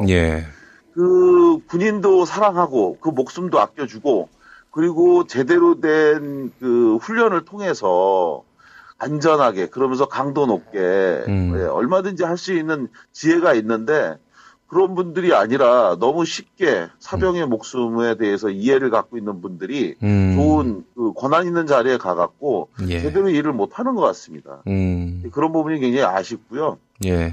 그래서 저는 좀 해먹던 사람이 늘 말씀드리지만 이쪽에서 해먹던 사람이 정권 바뀌어서 또 여기 와갖고 하는 그런 방식이 아니라 정말 우리가 원하는 것을 줄 수 있는 좋은 사람들로 바뀌는 것. 그게 저는 진짜 정권 교체라고 생각하거든요. 그런 좋은 분들이 많이 오는 정권 교체가 되도록 더 사랑할수록 강도 높게 비판할 생각이 있습니다. 아유, 전인범 장군과 가까운 분들이 그렇게 많았습니까? 그냥 이게 언론에서 일부 단면만 보여주는 거 그걸 보면서 이제 저 사람 훌륭하다 이렇게 하는데 실제로는 그렇지 않은 부분들도 여러 가지가 있고 또 그렇죠. 검증을 좀 해야죠 우리가. 안타깝게도 참 이 정치 지도자를 바라보는 관점이 어떤 동지적 관계 혹은 뭐 좋은 세상을 만들어가는 그런 협력자로서의 관계가 아니라 메시아 대 메시아를 갈망하는 사람 뭐 이런 식의 그 구도가 형성되는 것은 바람직하지 않은데 하는 씁쓸한 마음이 드네요, 보니까. 그렇죠. 예. 자, 오늘 어떤 얘기 해볼까요? 그래서 오늘 또 드리고 싶은 말씀은요. 이겁니다. 아마 이제 김 PD님 기억하시는지 모르겠는데 지금으로부터 19년 전에 육군 장교 한 명이 판문점에서 숨진 채 발견된 사건이 있었습니다. 예. 이른바 판문점 의문사로 유명한. 아이고, 그 김은중이 사건임을 모르는 분들이 있을까요, 과연? 있을 겁니다. 예. 김은중이라고 아마 이제 이름보다 더 유명한 것은 이제 아버지가 별 3개, 육군 중장이라고 하죠. 별 3개를. 육군 중장의 아들, 그리고 영화 공동경비구역 JSA의 그 모티브가 됐던 사건이다. 이렇게 하면 이제 많은 분들이 기억을 하시더라고요. 예. 근데 바로 이 사건이 1998년 2월 24일 날 판문점 241 GP 3번 벙커에서 발생했는데요. 예. 그 사건이 어느덧 내일 모레면 만 19년이 지나가는 해가 됩니다. 예. 그래서 이 19년이 지나가는 지금에 이 사건을 좀 다시 한번 돌아보면서 여전히 해결되지 못하고 있는 이 사건의 핵심이 도대체 뭔지, 진실이 무엇인지를 좀 말씀드리고자 오늘 방송에서 좀 준비를 했는데요. 예. 제가 이제 처음 이 사건을 알게 된 게 2월 24일 날 사건이 발생하고 그리고 약 석 달여가 지나가던 그해 98년도 5월 15일 날이었습니다. 당시 제가 천주교 인권위원회에서 활동가로 일하고 있었는데요. 당시만 해도 이제 50대 초반이었던 바로 김은중이 아버지 3스타 출신의 예비역 육군 중장이 찾아오셨어요. 예. 근데 이제 저는 처음에 이분이 군인인 줄 몰랐어요. 흔히 이제 장군 하면 떠올리는 그 모습이 있지 않습니까? 그 왜 손이 막 두텁고, 예. 그리고 막 목소리 좀 우렁차고, 약간 허세 같은 모습. 이런 모습이 이제 흔히 장군, 뭐 전인범 장군이 바로 그렇게 두터운 손, 뭐 짝달하지만 그래도 뭐 당찬 모습 뭐 이런데요. 이 김은중이 아버지는 오히려 학자에 가까운 풍모, 굉장히 조용하고 논리적이었죠. 예. 아시는 것처럼 전인범 장군은 이른바 행정장성이라고 해서 야전사령관에는 있지 않았다고 하더라고요. 예. 알려진 거하고 좀 다르게 그 행정 업무를 주로 하면서 이제 장성으로 쭉 온 분인데 반면에 이 김척 장군은 야전사령관 출신이었습니다. 97년도 11월에 전역하기 전까지 북한과 가장 밀접한 전선을 담당하는 1군 군단장을 지내셨고요. 예. 그리고 70년대 초반 후임 장교 시절에는 무려 3년 동안이나 월남의 파병대에서 참전했던 군인이기도 했는데 그야말로 전형적인 무관이었죠. 그런데 바로 이러한 분이 생각지도 못했던 비극을 겪게 된 거는 36년간 군복무를 하다가 전역한 지 불과 석 달 만의 일이었어요. 예. 이 아버지가 중장을 하고 별이 4개면 이제 대장이잖아요. 그런데 이분이 왜 대장을 못하고 별 4개로 승진하지 못하고 별 3개로 물러나느냐. 여담인데요. 이 아버지가 저한테 해주신 말씀이 있었습니다. 이게 이제 시간이 좀 지났으니까 이제 말씀을 드리면. 예. 대장으로 진급할 수 있는 기회가 있었다고 합니다. 네. 그런데 그걸 위해서는 얼마의 돈을 갖고 오라고 그랬어요. 참, 이게 뭔. 네. 그런데 예. 자기는 그렇게 군인을 하지 않았다. 그래서 대장으로 올라가는 것보다 당당하게 군복을 벗는 것을 선택했다는 거예요. 그런데 그렇게 전역을 하고 석 달 만에 아들 김훈을 그렇게 잃고 난 다음에 예. 처음으로 자신이 한 결정을 솔직히 말해 후회했다라고 하면서 저한테 고통스럽게 독백을 하신 적이 있었는데요. 예.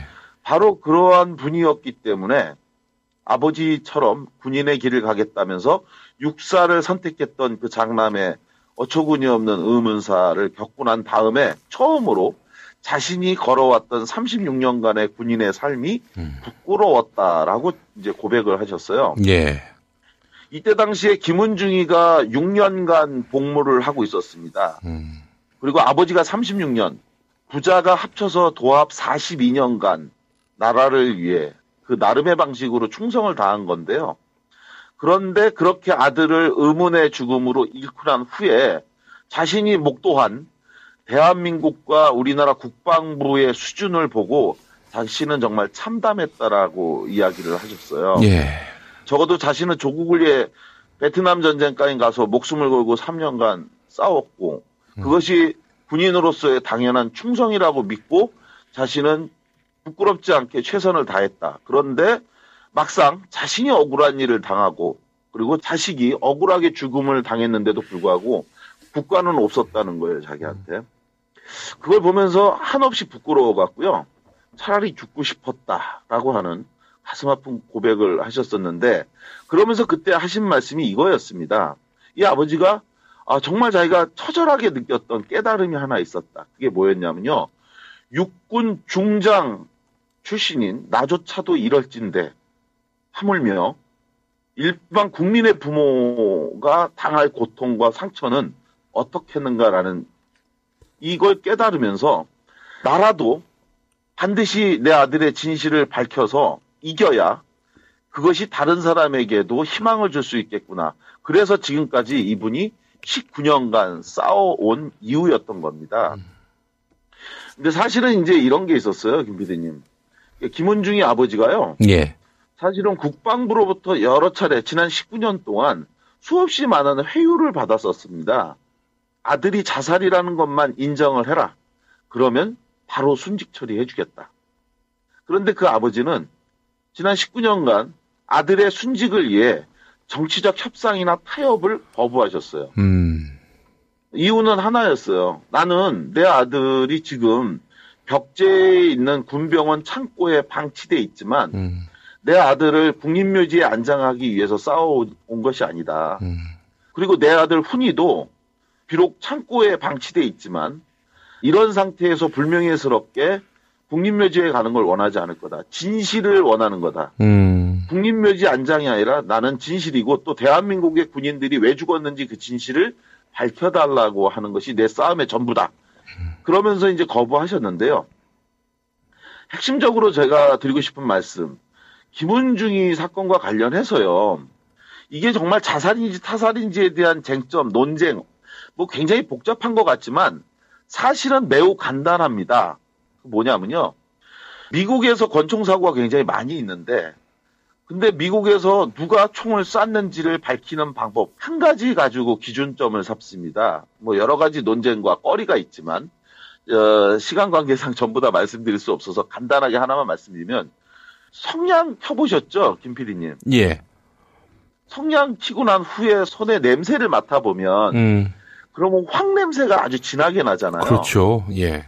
그 황 냄새가 나는 이유는 우리 눈엔 보이지 않지만 성냥이 폭발하면서 그 황이 이제 손에 가루 형태로 묻기 때문에 손에서 이른바 이제 황 냄새가 나는 건데요. 마찬가지로 권총을 쏘게 되면 권총에서 엄청난 양의 안티몬과 바뮴이라고 하는 화약 물질이 폭발하면서 그러면서 이제 총이 이제 앞으로 튀어나가는 건데요. 그 총에 방아쇠를 당기면 반드시 방아쇠를 당긴 사람의 손에서는 이 화약흔이 검출되도록 돼 있습니다. 예. 그런데 김은중이가 만약에 국방부 주장처럼 스스로 자신에게 지급된 권총으로 자신의 이마에 총을 겨누고 방아쇠를 당겼다라고 하면 반드시 김은중이의 손에서도 화약흔이 검출돼야 되는 거거든요. 그런데 김은중이의 손에서는 일체 오른손에서는 화약흔이 검출된 바가 없어요. 이건 스스로에게 총을 쏜 것이 아니라 누군가가 김은중이에게 총을 쐈다는 증거가 되겠군요. 그렇죠. 예를 들어서 미국에 있었던 실제 사건을 좀 제가 예로 들어서 더 간결하게 말씀을 드릴게요. 2012년도 12월 7일 날 실제로 미국에서 있었던 사고였는데요. 당시 32살의 데이비드라고 하는 아버지가 학교 운동장에서 어린 아들 2명을 데리고 집으로 돌아가던 중이었는데 예. 그만 집을 얼마 앞두고 차가 고장이 난 거예요. 예. 그러니까 이 아버지가 아들 2명 보고 뒤에서 좀 차를 밀어달라고 부탁을 했는데 예. 그 순간에 끔찍한 비극이 일어나고 말았습니다. 오. 만취한 20대 청년이 차를 운전하고 오다가 그만 그 아버지 차를 뒤에서 밀던 두 아들을 덮치고 만 거예요. 아이고 이런. 그 엄청난 일이 벌어진 거죠. 그래서 충격을 받고 아버지가 돌아서 보니까 두 아들이 피투성이가 된 채 쓰러져 있었겠죠. 예. 그리고 나서 이 두 아들을 잃은 아버지 데이비드 경악했는데 잠시 후에 출동했던 경찰이 체포한 사람은 다름 아닌 만취한 20대 청년이 아니라 아버지 데이비드를 체포하게 됩니다. 네? 왜요? 현장에 도착을 해서 경찰이 이제 만취 운전자를 체포하려고 차량에 가봤는데 놀랍게도 그 가해자였던 만취 20대 운전자가 머리에 총을 맞고 죽어 있었던 거예요. 아유야. 그러니까 경찰은 아들을 죽게 했던 이 가해자를 이 아버지가 격분해 갖고 현장에서 총으로 쏴서 죽였구나. 이렇게 판단한 겁니다. 그러니까 그 아버지를 살인죄로 체포한 건데요. 그런데 데이비드는 억울하다고 이제 주장을 합니다. 그런데 이런 억울한 주장과는 상관없이 이 살인죄로 기소된 데이비드는 갈수록 불리해지는데요. 예를 들어서 이런 겁니다. 데이비드는 이제 사고 직후에 가해 차량에 가보니까 이미 누군가에게 총을 맞아서 이 만취한 가해자가 죽어 있었을 뿐 자기는 총을 쏜 적이 없다고 했는데 그런데 알고 보니까 청년을 죽게 했던 그 총알을 분석해 보니까 평소에 데이비드, 이 아버지가 소유하고 있던 권총 모델하고 똑같은 것으로 드러났고요. 그리고 또 이 권총이 사고 직후에 사라졌어요. 그래서 이 아버지가 권총으로 쏘고 그리고 그 권총을 없애버렸다. 이러한 이제 수사 결과도 있었고 또 더 결정적인 증거가 나타났는데 이게 뭐였냐면 아버지 데이비드가 사고 직후에 권총을 가지고 가서 그 사망한 청년의 차량 앞에서 총격을 가하는 것을 본 목격자까지 나타난 겁니다. 야, 참. 틀림없죠. 목격자까지 이 법정에 나와서 이런 증언을 했는데 누가 봐도 데이비드가 범인이잖아요. 글쎄 말입니다. 그래서 다가온 2014년 8월 27일 무려 이 사건 발생 후 근 2년 만에 판결이 내려지게 돼요. 자, 그때 판결 뭐라고 나왔느냐. 법원은 이 아버지 데이비드에 대해서 살인죄로 기소된 그리고 이렇게 증인과 증거가 명백한 이 사건 결론 뭐였냐? 충격적이었습니다. 데이비드에게 무죄가 선고된 거예요. 어이구. 이렇게 예상하지 못한 판결 어떻게 나왔느냐? 자, 이렇게 모든 증거가 데이비드가 살인을 저질렀다고 말하던 그때에 바로 이 아버지 데이비드의 변호인은요. 아주 기초적이고 단순한 진실 하나를 떠올리는데 바로 그것은 이 사건 발생 직후부터 관여해왔던 법의학자였습니다. 그 법의학자를 증언대에 불러서 이 변호인이 물어봐요. 자, 피고인 데이비드의 옷과 손에서 권총 화약흔이 검출된 사실이 있냐고 물어봅니다. 그러니까 법의학자가 뭐라고 답을 했냐. 아니요. 화약흔이 전혀 검출되지 않았습니다. 바로 이거였습니다. 그러니까 살인죄로 기소된 데이비드에게 판사가 무죄를 선고한 이유는요. 아까 말씀드린 것처럼 권총을 발사하면 반드시 발사자의 손에서 화약흔이 검출돼야 하는데요. 그리고 이 화약흔이 검출되기 때문에 미국에서 권총 사고로 누군가가 방 안에서 2명이 죽어 있다 그러면 제일 먼저 이 경찰과 법의관이 와갖고 하는 일이 뭐냐면 죽은 사람들의 양손을 다 깨끗한 거즈로 닦습니다. 그리고 나서 그 두 사람 중에서 손에서 화약흔이 검출된 사람, 바로 그 사람이 상대방을 쏘고 자기도 총을 쏴서 죽은 걸로 결론 내리는 게 정석이거든요. 그렇기 때문에 이 사건도 역시 마찬가지로 데이비드가 만약에 그 사망한 만취 청년을 쐈다고 한다면 반드시 손과 옷에서 화약흔이 검출돼야 하는데 그런데 이것이 데이비드의 손과 옷에서 전혀 검출되지 않았다고 하니까 이는 데이비드가 권총을 발사하지 않았다는 과학적 증거다. 따라서 이게 무죄 선고가 내린 건데요. 김은중이 역시 바로 그런 겁니다. 김은중이가 당시에 썼던 권총이 베레타 9이라고 하는 권총인데요. 이 권총은 전 세계에서 가장 사이즈가 큰 권총이에요. 따라서 총을 쏘게 되면 뿜어져 나오는 화약흔 역시 굉장히 많습니다. 그런데 만약에 이러한 권총으로 김은중이가 자살하기 위해서 자신의 오른손으로 방아쇠를 당겼다면 김은중의 손에서는 반드시 엄청난 양의, 분명한 양의 화약흔이 검출돼야 정상적인데, 자, 이 결과는 뭐였느냐?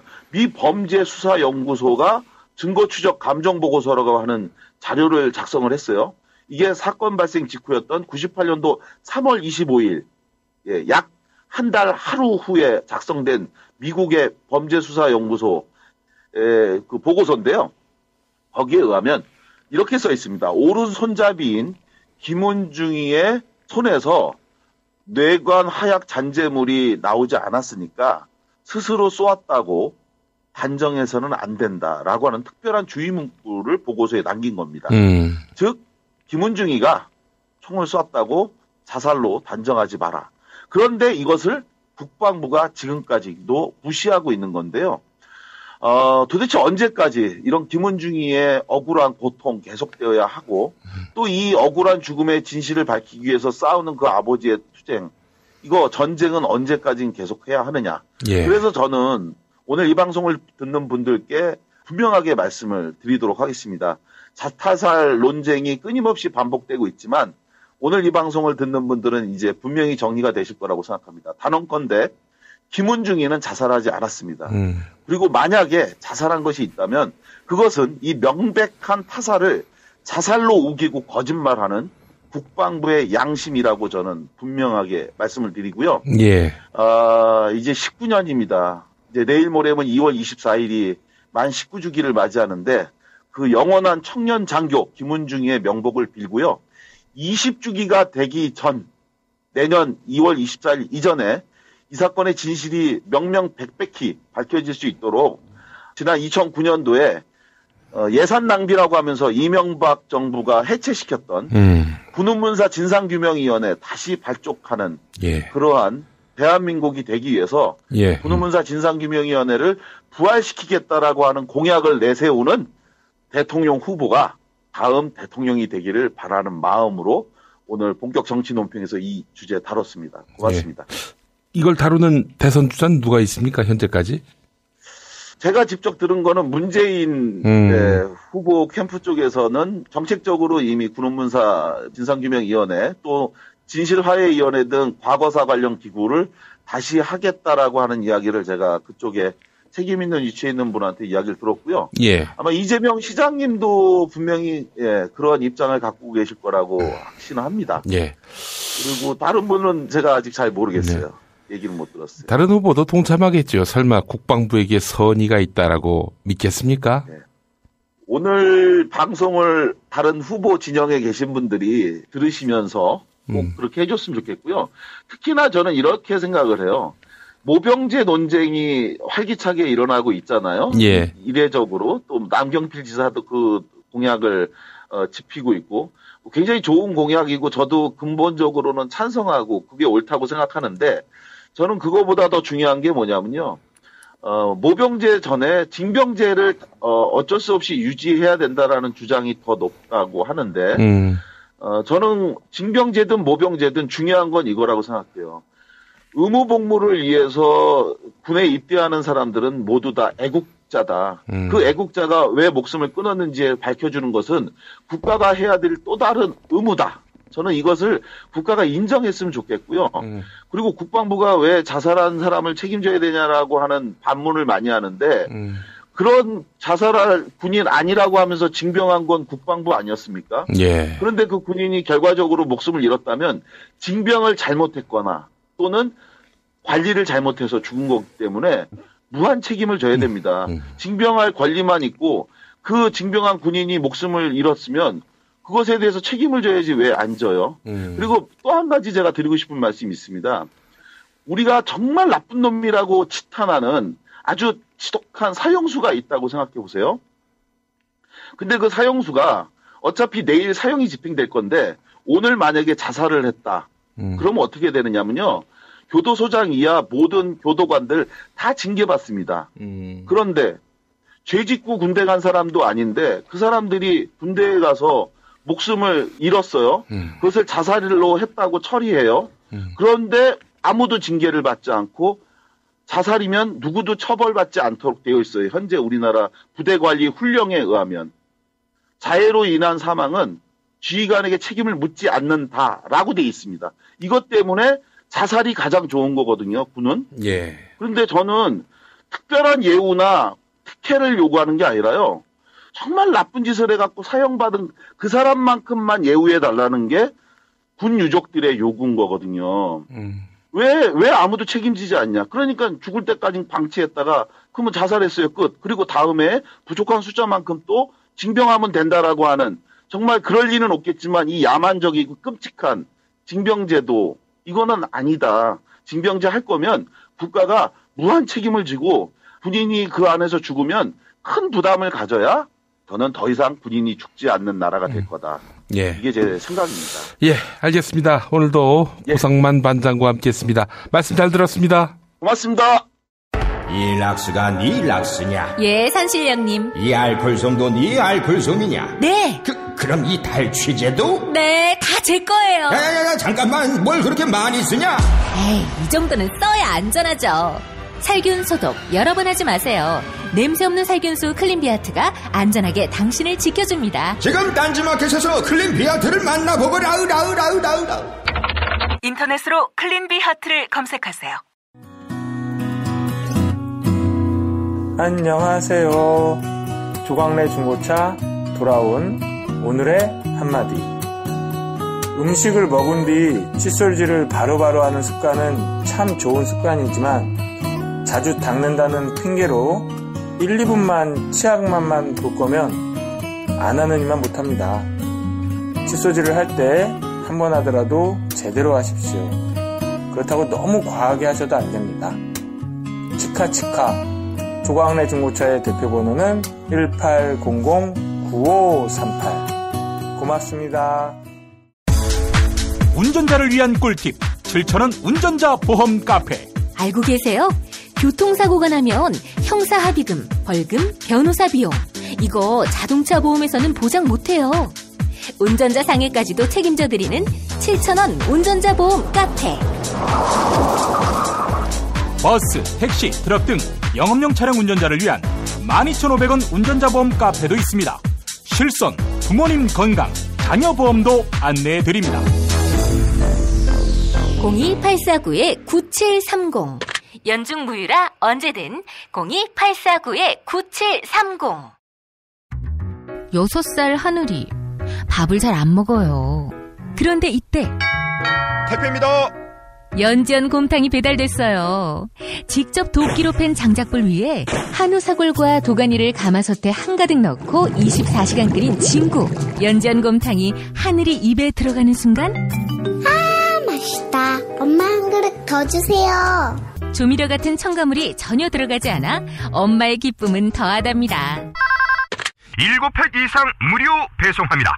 주문 전화는 010-7252-1114 010-7252-1114. 오늘을 읽는 책 문학평론가인 국민대학교 국문학과 정선태 교수와 함께합니다. 정선태 교수님 만나겠습니다. 교수님.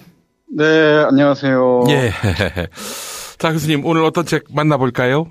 예, 오늘은 분노에 대해서 얘기 좀 해볼까 합니다. 아, 분노. 예. 예. 뭐라고 생각하십니까? 너무 어렵나요? 예, 예전에 그 분노하라라는 책이 있지 않습니까? 네. 제가 그걸 어디 가서 소개를 하는데 잘못 읽어가지고, 네. 분뇨하라라고 읽었다가 아주 큰 웃음을 자아낸 적이 있었습니다. 예. 예, 어제 오늘 유력 대선 후보들 사이에 분노 네. 논쟁? 예. 분노를 둘러싼 논쟁 비슷한 게 있는 것 같은데요. 예. 예, 제가 생각하는 분노란 무엇인지 금방 말씀하신 스테판 에셀이라는 프랑스 사상가 예. 책을 통해서 말씀드리도록 하겠습니다. 얼마 전에 돌아가셨죠? 네, 그렇습니다. 100세 가까이 사셨죠? 그래서 예. 넘었나요? 예. 분노하라를 쓴 게 94세라고 그러니까 예. 그 100년 인생을 앞두고 이런 청년의 정신으로 전 세계의 부조리에 대해서 맞서 싸운 아주 멋진 네. 윤리적 결단을 통해서 분노하라고 외친 스테판 에셀의 책을 소개하겠습니다. 예. 우리나라에는 스테판 에셀의 분노하라와 참여하라라는 작은 책자가 있습니다. 예. 그 원서는 한 30페이지 남짓된다 그래요. 우리 책으로 번역된 건 한 80페이지 남짓됩니다. 그리고 두 번째가 참여하라. 그러니까 분노하는 자는 참여해야 한다라고 읽을 수 있겠죠. 두 권의 팸플릿 형식의 책자를 통해서. 예. 그리고 또 하나가 이 스튜이에서 강연과 그 대담이 실려 있는 분노한 사람들에게라는 책이 있습니다. 이 공감하라, 행동하라, 참여하라라는 부제가 달려 있는데요.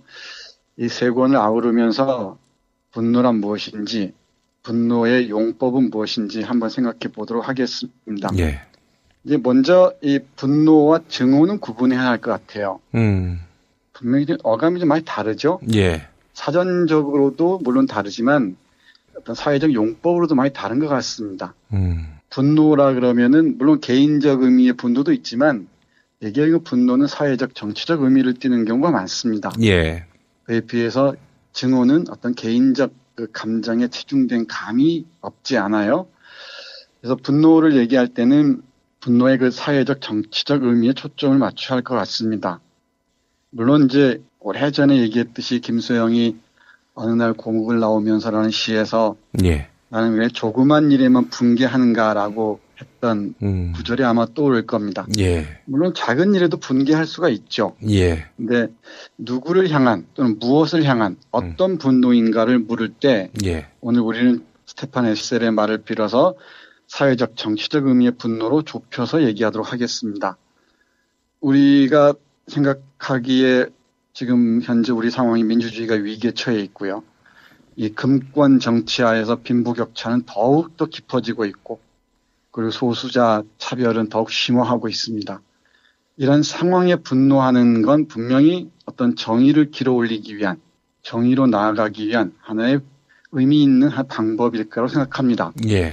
이 분노를 물론 정치 지도자가 사용할 때는 피바람을 불러일으킨다라고 민정 씨가 얘기했는데 예. 물론 맥락을 정확히 읽어야 되긴 하겠지만은 정치 지도자가 사용할 때 그 분노의 의미망이 무엇인지는 정확하게 읽어야 될 것 같습니다. 안희정 씨는 분노를 증오로 본 것 같죠? 네, 그렇게 읽으신 것 같아요. 예. 근데 뭐 두 분 사이뿐만 아니고 이 논의를 통해서 생산적인 그 논쟁이 이루어지고 또 정말 어떤 분노인지 무엇을 향한 분노인지 그 분노를 통해서 우리가 얻을 수 있는 건 무엇인지 또 분노의 방법은 무엇인지 등등에 대해서 깊이 있게 고민해야 될 것 같습니다. 예. 앞에 말씀드렸듯이 무엇 또는 누구를 향한 분노인가 어떤 분노인가 또는 어떤 대상을 향한 분노인가를 우리는 명백하게 얘기해야 되는데 예. 그렇다면 민주주의를 위기로 몰아간 세력들 이 빈부격차를 심화하고 정경유착의 고리를 끊지 못한 폐쇄로에 갇힌 자들 그리고 이 사회적으로 소수자를 차별하는 자들 그리고 환경을 위기로 몰아가는 자들 분단 체제를 유지하고자 하는 자들을 향한 분노는 정당한 분노죠. 예. 이건 누구나 동의할 수 있을 겁니다. 이 분노라는 걸 개인적 감정으로 환원해버리고 이걸 증오와 동의어로 사용할 때는 우리가 분노가 가지고 있는 적극적인 어떤 창조적인 의미를 잃을 수가 있다는 게 스테판 에셀의 논의 중에 핵심이라고 저는 생각을 합니다. 예. 분노하라 이 책에서도 여러 군데서 얘기하고 있듯이 결정적인 건 이 빈부격차 문제예요. 여기서 얘기하는 건. 예. 그리고 글로벌 환경 파괴. 그리고 전 세계적인 테러. 이런 문제에 대해서 얇은 책이지만 아주 심도 있는 논의를 펼칩니다. 물론 누구나 얘기할 수 있는 말처럼 보이지만은 이 스테판 에셀이라는 그 존재, 그러니까 레지스탕스로 활동하다가 2차 세계대전 때 그리고 또 수용소에서 이 고통스러운 삶을 견디고 그리고 유태인이면서도 이스라엘에 저항하고 그리고 이 글로벌한 상황에서 정말 평화롭고 자존감을 가지고 인간답게 살아갈 수 있는 방법이 무엇인지를 실천한 사람의 입에서 나온 이 분노라는 말은 분명히 우리 진정성이 있다고 생각할 수 있을 것 같습니다. 예. 우리가 요즘에 창조라는 말이 아주 고생을 하고 있는데 이 분노라는 말의 막바지에서 스테판 에셀이 이렇게 얘기를 합니다. 저항 그것은 창조이며 창조 그것은 저항이라고 얘기하면서 이 저항을 뒷받침하는 게 사회적 정치적 분노라는 것이죠. 그런데 우리가 여기서 주목해야 할 건 스테판 헤셀은 계속 강조하는데 분노 이후에 참여하라는 것입니다. 분노는 첫 단추에 불과하다는 것이죠. 분노만은 충분하지 않다는 것이죠. 그리고 다르게 하기 위해서는 이 분노를 양식으로 한 저항, 그리고 이 저항을 창조로 전환하려면은 새로운 생각, 새로운 관점, 새로운 의지가 필요하다고 얘기를 합니다. 동시에 이게 참여로 이어져야 할 텐데, 뭐 투표도 얘기하지만 다양한 참여 방식을 통해서 NGO의 참여나 뭐 여러 어떤 시위의 방식이나 여러 논의를 하면서 동시에 비폭력적으로 분노하라고 얘기합니다. 이 비폭력의 문제는 우리가 여러 차례 얘기해 왔고 또 앞으로도 말씀드리겠지만 스테판 헤셀이 얘기하는 건 바로 비폭력적 분노를 통한 저항이라고 정리할 수 있을 것 같습니다. 왜냐하면 폭력은 폭력을 볼 수밖에 없고요. 더 큰 폭력 앞에서 우리들의 폭력은 제압당하는 순간 더 많은 냉소주의나 체념으로 떨어질 수밖에 없다는 게 우려인 것 같아요. 예. 두려움을 내던지고 분노할 때 우리 사회는 조금 나아질 수 있다고 생각합니다. 예. 그리고 또 하나 이 강조해야 할 건 분노하라라는 말의 원제가 프랑스어의 원제가 앵디그네부라 그러는데 발음이 정확한지 모르겠습니다. 이 앵디그네라는 말 속에 디그너티라는 말, 존엄성이라는 말이 들어있다고 합니다. 예. 그래서 이 존엄성을 확보하고 확인하는 자에게 분노는 권리라는 것이죠. 우리에게 주어진 권리가 바로 분노라고 스테판 헤셀은 얘기를 합니다. 그러면서 이 에드가 모레이라는 사람의 얘기도 인용하는데요. 인간은 나비로 변신할 수 있는 애벌레다라고 얘기하면서 이 나비로 변신하기 위한 진정한 인간으로 변신하기 위한 이 애벌레의 노력 중에 하나가 이 분노라고 얘기하는 것 같습니다. 예. 그러니까 우리 사회를 바꿔나가는 강력한 에너지원으로서 분노를 상상할 수 있어야지 분노가 어떤 복수의 의미로 전용된다거나 예. 또는 개별적인 증오로 이게 환원된다거나 그런 건 조금 경계해야 되지 않을까 그런 생각을 합니다. 예. 아니 분노할 일이 없는 사회가 아니잖아요. 그리고 예전에 그렇죠. 유시민 전 장관이 항소 이유서에서 남긴 아주 멋있는 말이 있었지 않습니까? 네. 이 시대 분노와 노여움이 없는 자는 조국을 사랑할 수 없다. 네. 이런 말 가슴에 새겨지게 되는데 네. 근데 안희정 지사는 이런 말을 하더라고요. 나는 분노를 조직화하지 않겠다. 이건 무슨 말입니까, 교수님? 글쎄요, 그게 정확하게 그 용법을 잘 모르겠어요. 제가 그 맥락을 정확히 읽어야 할 텐데, 얼마나 딱 따서는 얘기할 수 없을 것 같은데, 어떤 그 얘기 과정이 나왔는지는 제가 정확하게 말씀드릴 수 없습니다만은, 예. 분노를 조직화하는 게 사실은 하나의 운동이죠. 예. 예. 이 세상을 바꾸는 그 방향성을 타개해 나가는 것이라고 생각하는데, 그러면 분노를 조직화하지 않는 개별적인 분노, 어떤 그 양심에 따른 분노만을 얘기하는 것인지, 그건 잘 이해하기 어렵습니다. 그것도 어떤 생산적인 논의의 장으로 나와야 한다고 생각합니다. 예. 분노를 조직화된 폭력을 얘기하는 것인지 아마 폭력이라면 제가 동의할 수 있을 것입니다만은 예. 어떤 민주주의적인 틀 안에서 분노의 표출을 얘기한다면 또 제가 강조합니다만은 비폭력적인 분노라는 걸 얘기한다면은 분노를 조직화하는 방법은 여러 가지가 있을 수 있죠. 예, 그건 예. 저항의 문제이기도 하니까요. 예. 개별적인 분노에 머문다면은 그건 우리가 얘기했던 또 스테판 헤셀이 얘기했던 분노하고는 많이 다른 것 같습니다. 여기 분노와 참여 관련해서 분노를 조직화한다는 맥락하고 이어질 것 같은데요. 우리 스테판 헤셀이 롤란트 메르크라는 사람과 대담하면서 한 말 잠깐 인용해 보겠습니다. 예. 분노와 참여는 내게 아주 중요합니다. 인간은 분노할 줄 알아야 비로소 인간이 되기 때문입니다. 분노하지 않는 한 완전한 인간이 아니에요. 그러나 분노와 참여는 시작일 뿐입니다. 단지 시작일 따름이지요. 우리는 분명 용인할 수 없는 세계에 살고 있어요. 우리가 원하는 세계가 아닙니다. 그러므로 그에 대해 분노하는 것은 좋은 일이지요. 그러나 그것은 또한 새로운 세계를 함께 만들어가는 데 기여해야 한다는 의미입니다. 그 다른 세계는 시대 경험에서 탄생하지요. 사람은 자신이 살고 있는 시대의 자식입니다. 그런 시각을 가지면 작은 것에 연연하기보다 커다란 전체를 염두에 두게 되죠. 그리고 거기서 내가 문턱이라 부르는 것에 주목하게 됩니다. 우리는 공감이 그리 많이 필요하지 않았던 옛 세계와 공감 없이는 아무것도 되지 않는 새로운 세계 사이의 문턱에 살고 있어요. 공감하고 연대하는 것, 이것이 세계를 변화시키고 우리의 사회 참여를 진전시켜 줄 것입니다. 라고 얘기합니다. 여기서 우리가 공감이라는 단어도 잠깐 걸릴 것 같습니다. 이른바 선이라는 문제와의 연결성에서 그러는데 이 공감이란 누구를 향한 공감이라는 게 문제죠. 어떤 대상, 누구를 향한 공감이라는 게 문제입니다. 예를 들면은 고통받는 자들, 힘기한 노동자들, 그죠? 그리고 이 집 없는 자들, 또 어떤 불안 속에 떠도는 이 난민들, 이들에 대한 공감은 분명히 우리가 동의할 수 있습니다. 그런데 우리가 역사적 범죄자들에 대해서 공감한다는 것은 저는 동의하기 어렵습니다. 그러니까 이 공감이 어떤 방향성을 택하느냐, 이 점은 스테판 헤셀이 분명하게 얘기하는 것 같습니다. 그러니까 우리가 분노를 얘기할 때 분노의 대상, 목표를 분명히 해야 되고요. 그리고 분노의 의미가 무엇인지도 정확히 읽어야 됩니다. 그리고 이건 참여와 연대로 이어져야 하겠죠. 그리고 이 연대가 분노를 조직화하는 게 아니라면 뭐겠습니까? 이건 지극히 개인적인 차원에 머물 수밖에 없겠죠. 분노의 심리학적 의미에 대해서는 제가 여기서 얘기할 거 아닙니다만은 우리가 체념이나 냉소 또는 두려움에서 나오는 게 되게 히스테리성 분노인 경우가 많아요. 분노한 사람들에게란 책의 뒤에 후기를 쓴 홍세화 선생도 얘기하는 것인데 한국 사회에는 분노까지도 수입해야 되느냐 이런 말이 있다고 합니다.